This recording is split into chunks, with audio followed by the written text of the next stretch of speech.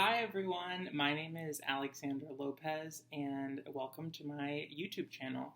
I have decided to create a YouTube channel to talk about books because I'm a big nerd and it's going to be super low tech. It's going to be just me talking to you about what I'm reading.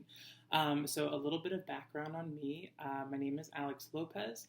I run the blog AlexLopezWrites.com and I'm currently a graduate teaching assistant at North Carolina State University. So what that means is that I teach undergraduates creative writing and I also am a creative writer myself. I currently teach creative nonfiction, so I'm teaching undergraduate students how to write personal essays, creative essays, journalism, memoir, and then I personally am working on pieces in that realm while also working on a novel that's going to be my thesis for graduate school. I've been writing since I was a little kid. I've always been fascinated by the world of authors and agents and editors and books, and I am so excited that I get to live in that world in the academic context and that I get to write my work and share it with readers. And I wanted to create an extension via video where I could connect with people who like my work and who follow my writing to let them know about what I'm writing, what I'm up to, what I'm reading. And so this is going to be a very impersonal kind of like vlog type series. And the way I imagine it is that each video will focus mainly around a book that I'm reading. And then I'll probably tell you guys some interesting stuff about my life as well. So welcome to video one. I can finally see again because I got glasses after 4 years. So it is pretty shocking to see the world in this much detail. I am currently reading this week The Forest for the Trees, which is by Betsy Lerner, and it is a wonderful book, and it's from the perspective of an editor. So Betsy Lerner is a very well-respected editor in the writing world, and she talks about just all sorts of things about that writers can expect to encounter in their careers. It's kind of fun because she talks about her experience attending a poetry MFA program and how the shift worked for her in her personal life to move into the editing world. And I found myself just feeling so extremely validated in many of the early chapters of this book. She talks a lot about different neuroses that writers have, sort of, the prevalence of writers to have anxiety and depression. That whole section, I was like, I feel seen and heard here. But I think she also just gives a lot of great, a lot of great advice and examples about what to expect when starting a career in the writing world. As I'm sure if you are watching this, you probably know it's a very competitive industry.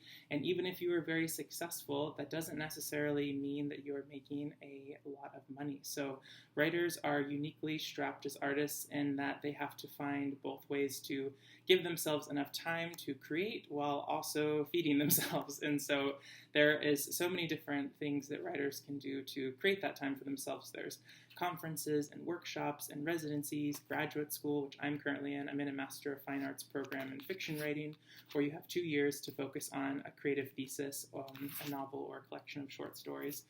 They have these programs for poetry students, for creative nonfiction students, for a lot of the artistic disciplines that you can imagine. But I totally recommend this book. I think it's really fascinating, and I'm going to read a few excerpts to you, so just kind of sell you on it. I think that one of the things that I like most about this is that she really talks about how much of a writing career boils down to persistency. You have to be persistent. You have to never give up, even if you get rejection slips, even if your work gets poorly reviewed somewhere. It all comes down to your sort of personal tenacity. So one of the things I liked that she said early on, and this is in the chapter called The Natural on page 47, is she said, most people, even those who wrote as children or showed promise as teens, usually give up shortly after college. Writing, like drugs and recreational sex, becomes an activity associated with youth. Others who persist get graduate writing degrees, or live the life of the temp or bartender as they try to support a writing career, only to eventually quit as a career opportunity with benefits presents itself. Many try to write screenplays in the hopes of striking gold. Many pursue careers in publishing.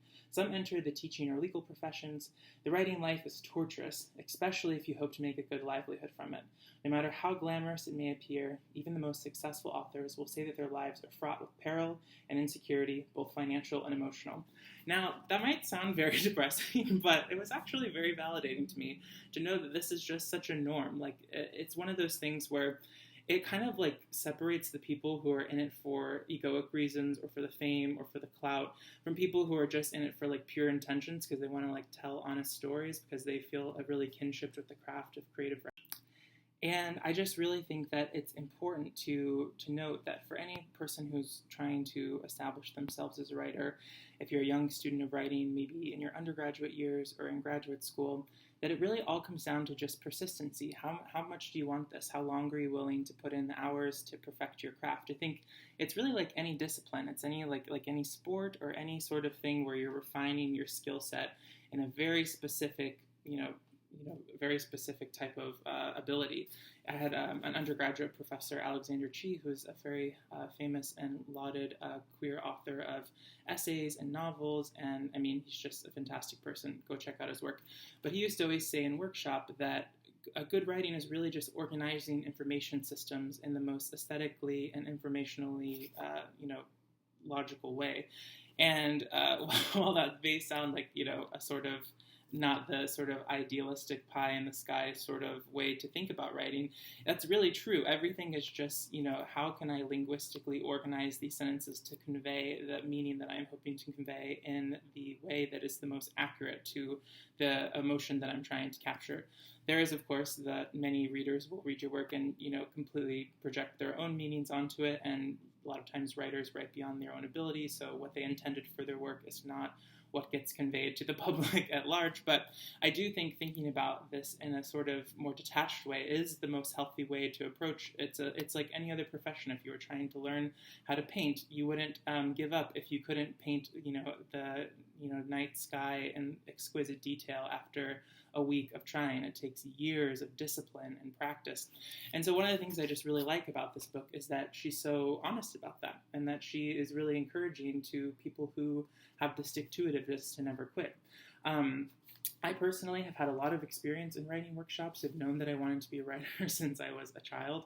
I remember when I was 6 years old going to my parents, and I had glued together this very messy assortment of papers, and I think the novel was called the Librarian with the Magic Amulet, something like this.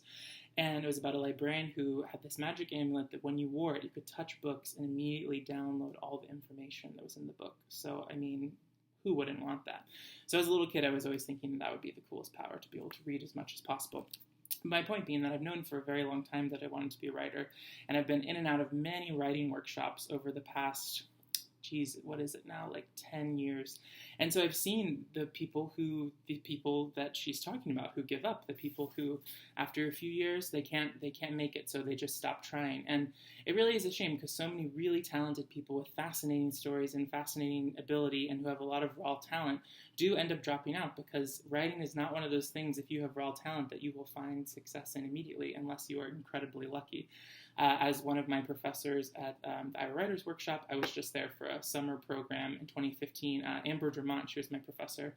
Wonderful, wonderful person. She's written amazing essays, stories. She has a really great short story collection, a really wonderful novel. You should totally check her out. But she would always say that her students that had the most tenacity and who stuck with it, regardless of their talent level, were always the ones that ended up making it, the people that refused to give up. So I hope that you will check out this book.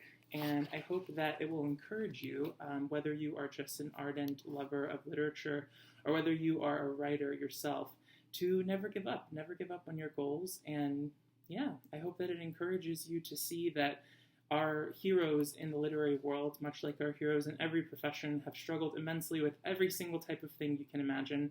And I think it is freeing to know that these people that we idolize and look up to are entirely human and entirely flawed, just like we all are. And I think that with just like any discipline, it all comes down to consistency and hard work. So this is the topic of my very first YouTube video, and it is very nerdy and dorky, and I don't care. That's what it's about. So I hope that you guys enjoyed this. Feel free to subscribe to my channel. I bet it's going to be really embarrassing seeing like that no one's going to subscribe to this for the first few videos, because why would they? It's super obscure and random. But I think this will be really good for me and a really fun exercise to share the books that I'm reading with the world. And as my career as a novelist and short story writer and poet and all of these things develops, I do want to have an outlet to connect with people who care about me and who care about my work and who are really curious and passionate about what I'm up to. So that is why I created this channel and why I'll continue to upload videos, hopefully weekly, but we shall see. So thank you guys for tuning in, and I hope you have a great day.